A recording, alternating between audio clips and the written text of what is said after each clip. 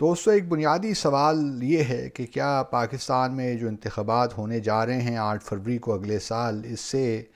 پاکستان میں استحکام پیدا ہوگا یا عدم استحکام کی صورتحال برقرار رہے گی؟ بہت سے لوگوں کا خیال ہے کہ اس وقت جو سیاسی منظرنامہ ہے یا جو کوششیں بھی اس وقت ہو رہی ہیں، اس میں یہی کوشش کی جا رہی ہے کہ عمران خان کو، جو پی ٹی آئی کے سابقہ چیئرمین ہیں، ان کو سیاست سے دور رکھا جائے کم از کم اگلے 5 سال کے لیے۔ اور یہ شاید اس لیے بھی جو لوگ اس وقت اس سیاسی منظرنامے کو ترتیب دے رہے ہیں، ان کا خیال یہ ہے کہ عمران خان کا دوبارہ برسر اقتدار آنا شاید پاکستانی ریاست کے مفادات سے مطابقت نہیں رکھتا۔ ایک تو یہ ہے کہ اندرونی اعتبار سے بھی شاید ان کا خیال ہے کہ پی ٹی آئی کے پاس کوئی خاص حکمت عملی نہیں ہے، اور کہ وہ پاکستان کی معیشت کو آگے لے کر جا سکے یا پاکستان میں استحکام پیدا کر سکے سیاسی اعتبار سے، کیونکہ پی ٹی آئی کے بقول ان کے جو 4 سال جو گزرے، اس میں دیکھا کہ سیاسی تناؤ بہت ہوا، اور بات آخر تک یہیں پر آ کر رکی کہ قومی اسمبلیوں کو اور پھر خیبر پختونخوا اور پنجاب اسمبلیوں کو ڈیزالو کرنا پڑا۔ تو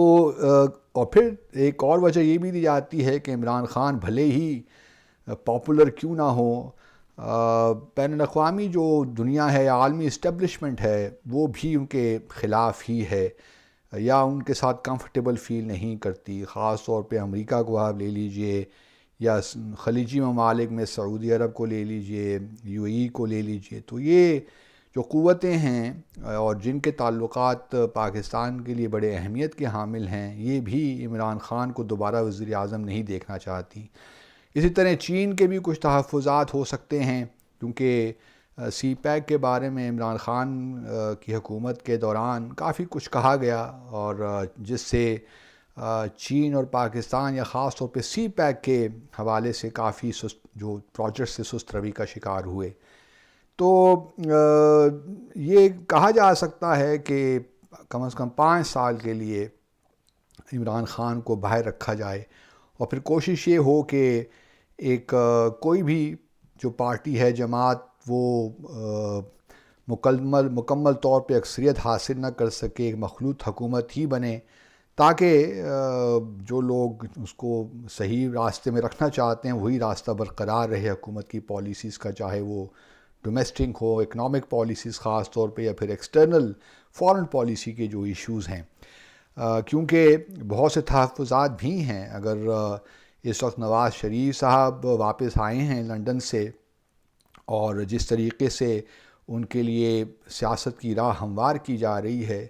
تو اس سے یہ ایک تاثر بڑا عام ہے کہ شاید وہی پاکستان کے اگلے وزیر اعظم ہوں گے۔ لیکن تحفظات یہ بھی ہیں کہ اگر ان کو مکمل طور پہ اکثریت مل گئی یا وہ تو پھر کچھ عرصے کے لیے تو وہ ایک صحیح راہ پہ چلتے ہیں۔ صحیح راہ کو ڈیفائن اب کون کرے گا یہ الگ سوال ہے، لیکن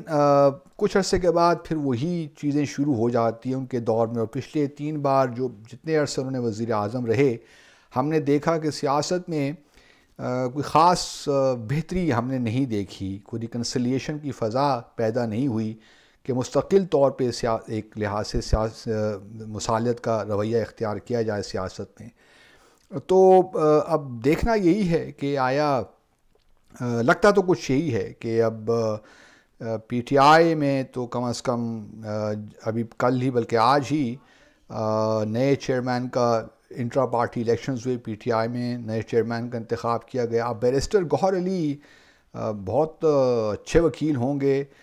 میں جانتا بھی ہوں ان کو، لیکن ان کی مثال کہنا تو نہیں چاہیے، لیکن عثمان برزار کی طرح ہی ہے۔ شاید عمران خان یہ ان کی شاید شخصیت کا حصہ ہے کہ وہ اپنے ارد گرد اپنے سے بہتر لوگوں کو نہیں دیکھنا چاہتے۔ اسی لیے ہم نے دیکھا کہ ان کے دور حکومت میں عثمان برزار صاحب کو چیف منسٹر بنا دیا گیا پنجاب پروونس کا، اسی طرح محمود خان صاحب کو کے پی کا چیف منسٹر بنا دیا گیا۔ تو ایک ایشو ہے ان کا کہ وہ جن لوگوں پہ ان کا مکمل اعتماد ہونا چاہیے یا جو ان کے ساتھ ہمیشہ سے ساتھی رہے ہیں، ہونا تو یہی چاہیے تھا کہ جو لوگ تھوڑا بہت جانے پہچانے لوگ ہیں یا سیاست میں جن کا کچھ عمل دخل ہے، ان کو ہی پی ٹی آئی کا چیئرمین بنایا جاتا۔ یہ سمجھ میں نہیں آیا کہ بیرسٹر گوہر علی جو کہ وکیل ہیں پیشے کے اعتبار سے اور سیاست میں کوئی اتنا عمل دخل ان کا ہے نہیں، ان کو پی ٹی آئی کا چیئرمین کیوں بنایا گیا؟ یہ تو اب بات وہی بتا سکتے ہیں، وہ نہ ہی ان کو ابھی سیاست کا تجربہ بھی نہیں ہے،